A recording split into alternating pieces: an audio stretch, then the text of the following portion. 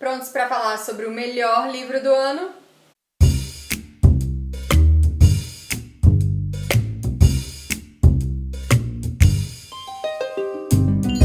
Mas, gente, me respondam logo uma coisa. Por que eu demorei tanto para ler O Sonho e a Fúria? Quando eu postei a foto desse livro, o que teve de gente falando que eu queria muito ler O Sonho e a Fúria, mas eu acho que é difícil, eu acho que não vou dar conta, eu acho que não é pra mim.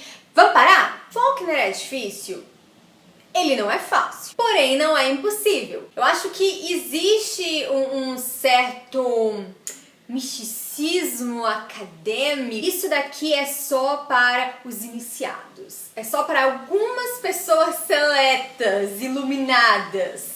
Não, gente, eu acho que isso mais atrapalha do que ajuda. Quer elogiar, quer engrandecer a obra, e obviamente são obras que merecem todos os elogios que recebem. Faça isso, mas sem afastar as pessoas. Vocês sabem o que eu falo mesmo, né? Sou baú. Mas voltando aqui pro Sonho e a Fúria, tá certo que não é aquele tipo de livro que você vai comprar na livraria superfaturada do aeroporto e ler em um voo de 2 horas. Existe sim uma necessidade muito grande de concentração, de você querer mergulhar nessa história e não ter preguiça de pensar. Quando eu comecei a ler O Sonho e a Fúria, eu li um artigo de um pesquisador, um estudioso da obra do William Faulkner, que falava que a melhor forma de você abordar a obra dele é como se fosse uma história de detetive. No caso, você é o detetive e os personagens são suas testemunhas. Você tem que pegar o relato, cruzar os dados para ver o que é fato e o que não é. Você tem que levar em conta a personalidade desses personagens, onde e por que eles mentiriam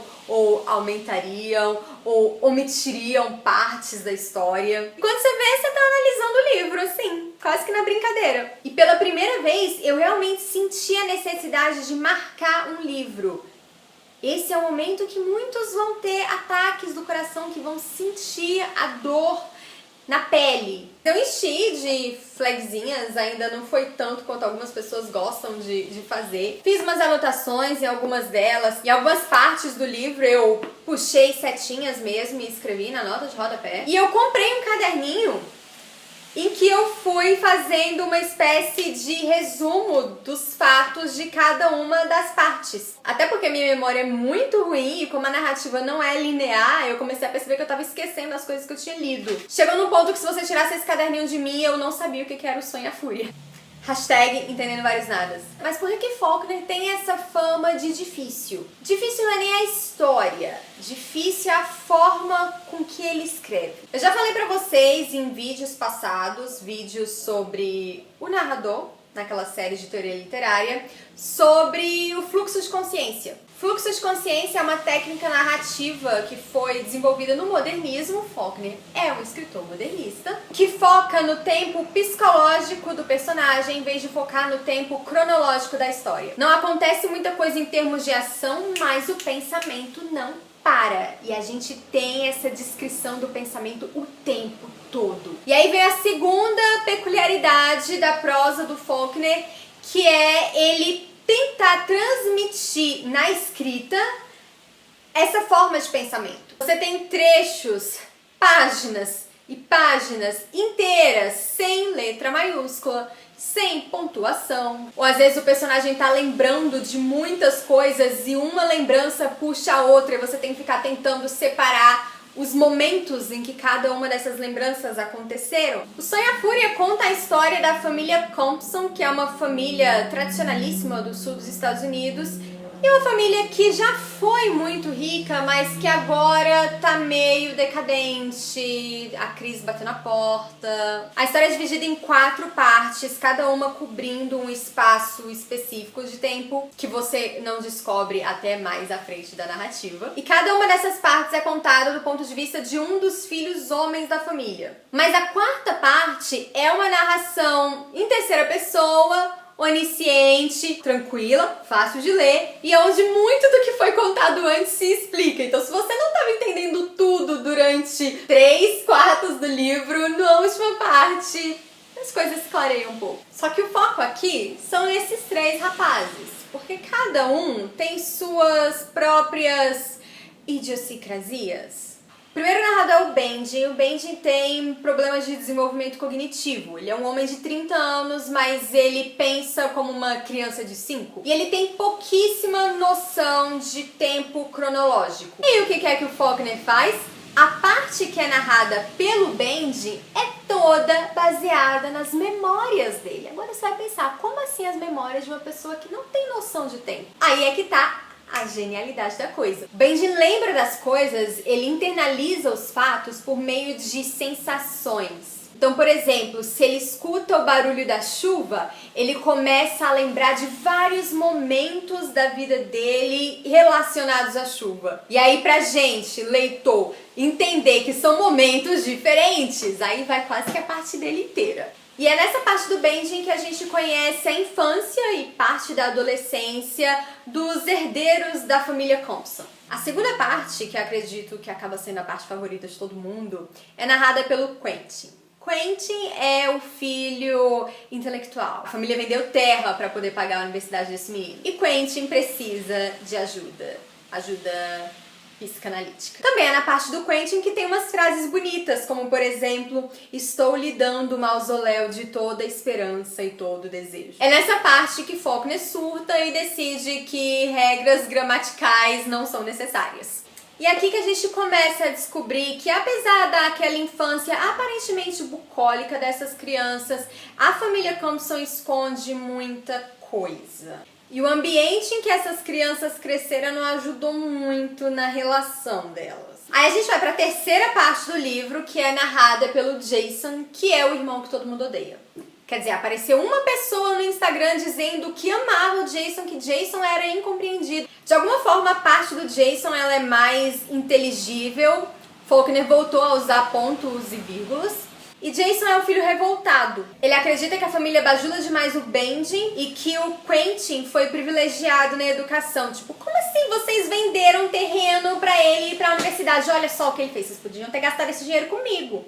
Quentin fez uma besteira que a gente também só descobre mais pra frente. E agora que a família tá toda desmantelada, o Jason fica meio que tentando centralizar ali o poder e a economia, principalmente. O Jason gosta de dinheiro. E é uma pessoa muito difícil, muito cabeça dura e que vai fazer umas coisas que vão te revoltar muito. Mas tem uma personagem que eu propositalmente ainda não citei, que é a Caddy.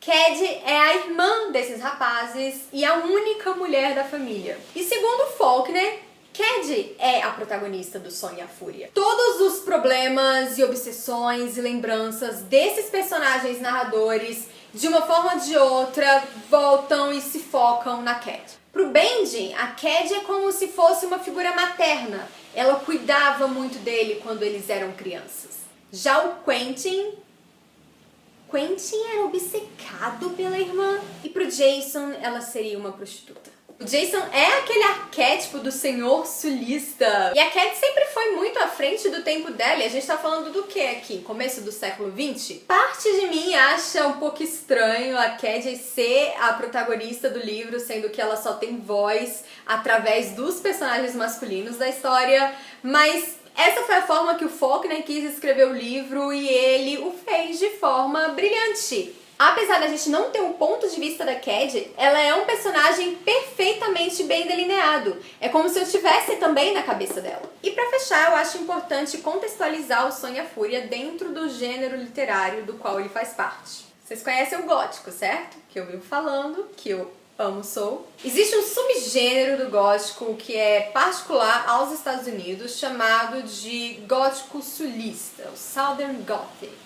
E aí a gente tem a transposição de elementos do gótico europeu para esse novo ambiente, com a diferença de que o gótico sulista, ele é muito mais real do que sobrenatural. Ele quer te chocar, ele quer te assustar usando elementos da realidade. Por exemplo, racismo assusta mais que vampiros. Aí a gente pode fazer uma tabelinha de substituições. Em vez de um castelo isolado na Europa, a gente tem as mansões dos senhores de escravo. Eu não sei se eles chamavam de casa grande, que nem aqui. Pensa naquelas casas com colunas e o vento levou. As tensões sociais ali com o fim da aristocracia na Europa é substituída pelas tensões raciais do sul dos Estados Unidos entre brancos e negros, ex-escravos com ex-senhores de escravos. E o gótico sulista vai usar muito também de uma estética grotesca, ou do estranho, dos segredos familiares enterrados, em vez de confiar puramente no sobrenatural. Como dizia Jean Winchester em Supernatural, pessoas são muito mais assustadoras do que fantasmas. E o tema principal do gótico sulista é justamente a decadência do sul dos Estados Unidos, que antes era um lugar de puro luxo e esplendor e que foi gradativamente perdendo prestígio. E aí você tem famílias, como a família Compson, que fica tentando a todo custo manter um padrão de vida que eles não têm mais. Se vocês tiverem que tirar uma informação desse vídeo, que seja: leiam O Som e a Fúria. Não tenham medo de William Faulkner. Vai dar trabalho? Vai. Mas assim que é bom. Assim, e se vocês quiserem falar com uma pessoa que é PhD em William Faulkner, vão no canal do Henrique Júnior. Ele parou de fazer vídeo, fico tentando puxar esse menino de volta pro YouTube, me ajudem. Batemos altos papos, porque eu não conseguia parar de mandar snaps enquanto eu lia O Sonho e a Fúria.